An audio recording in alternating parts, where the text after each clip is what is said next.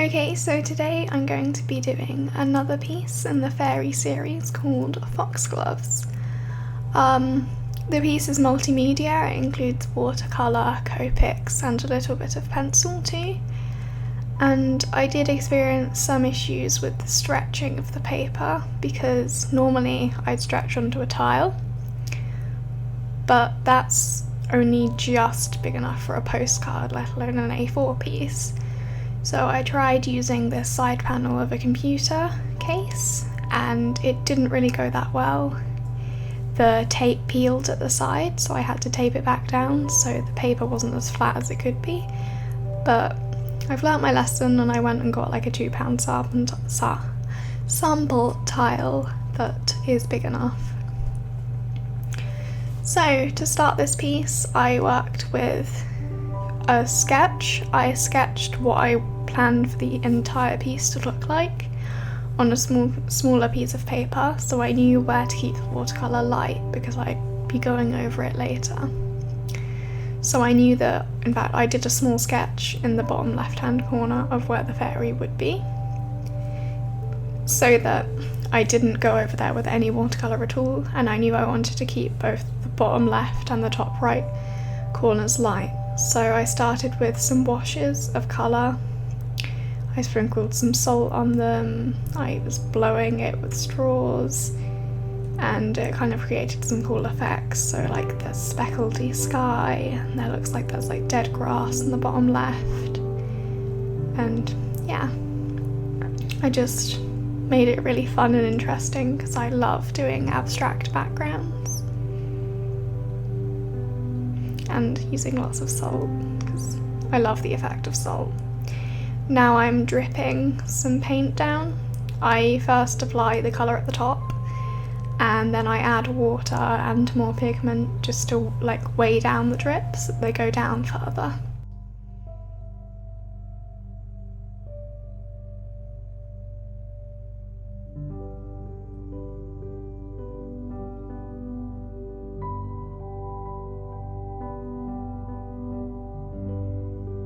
They got a bit crazy there, so I just dabbed it off with some paper towel.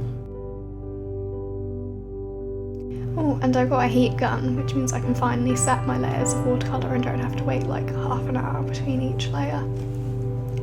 Which is really good because it means I'm less likely to mess up my work, and I'm also no longer having to wait ages for the layers to dry, so things don't take as long anymore.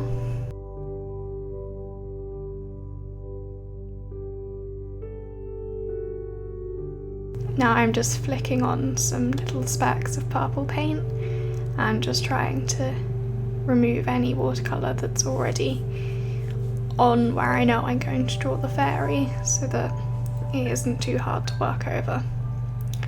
I've done a very light sketch of flowers down here and now I'm just painting them in.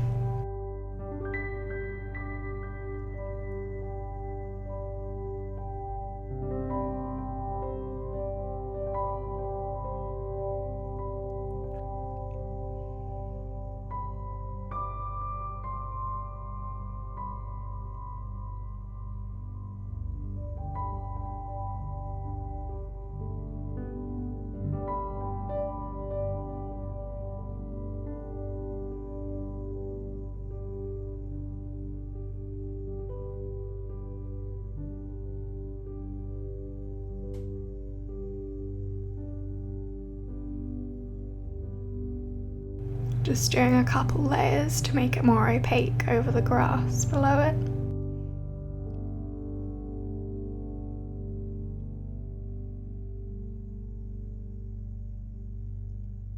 And now I'm adding in some stems holding the flowers.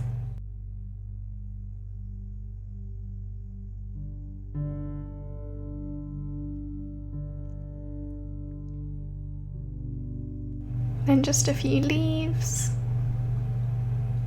And then I've already got one little swirly bit, but I wasn't meant to do that then, so I add more swirly bits into it. Again, I don't really know if they have a proper name, I don't know if they really occur in actual nature, but they look pretty, so I added them. And then just adding a few more stems and swirly bits and some grass behind it to make it look a bit more busy.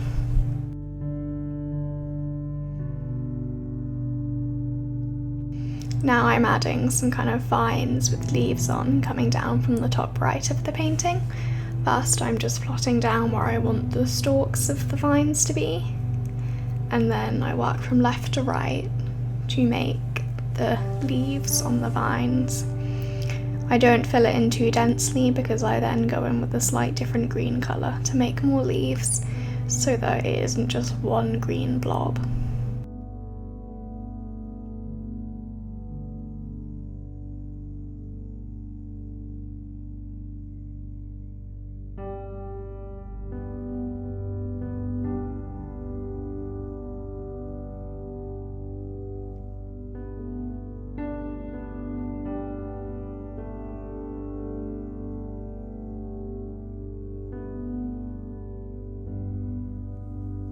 I'm just adding a few more details onto the leaves, and then I'm starting my Copic colouring of the fairy.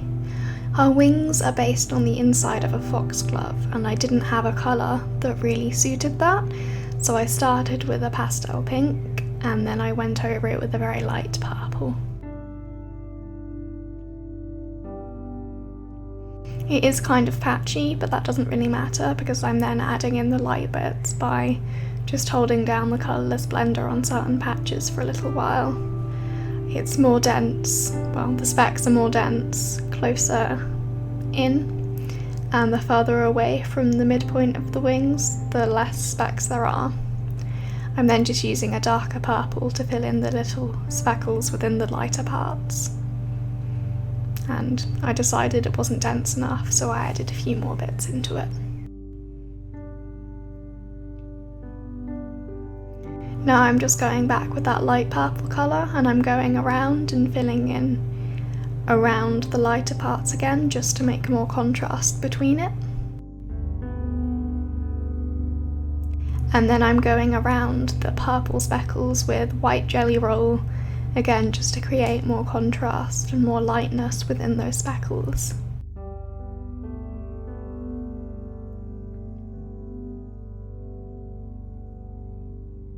Then I'm just colouring in the fairy's dress with quite plain blue colour to not draw too much attention to it. Then I'm colouring in her hair, which I do again with Copics, and I love colouring hair with Copics. I think it always has a really good effect, and I think with not too much effort, as long as you get the technique right, you can produce some really cool effects.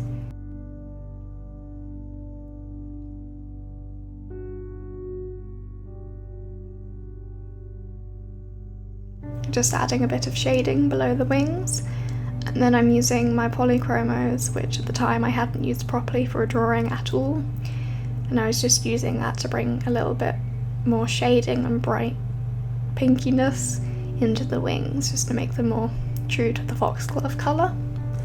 And I'm using the pencils to increase the opacity in her hair because Copics are pretty transparent, and I went over the foxglove pattern with the hair, so I needed it to be filled in.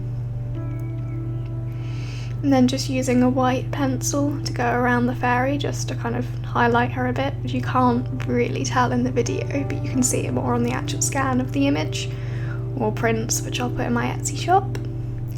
And then I'm also using the white pencil to create more lightness around the speckles again on the wings. And lastly, I'm just fixing the hair so that it's perfect.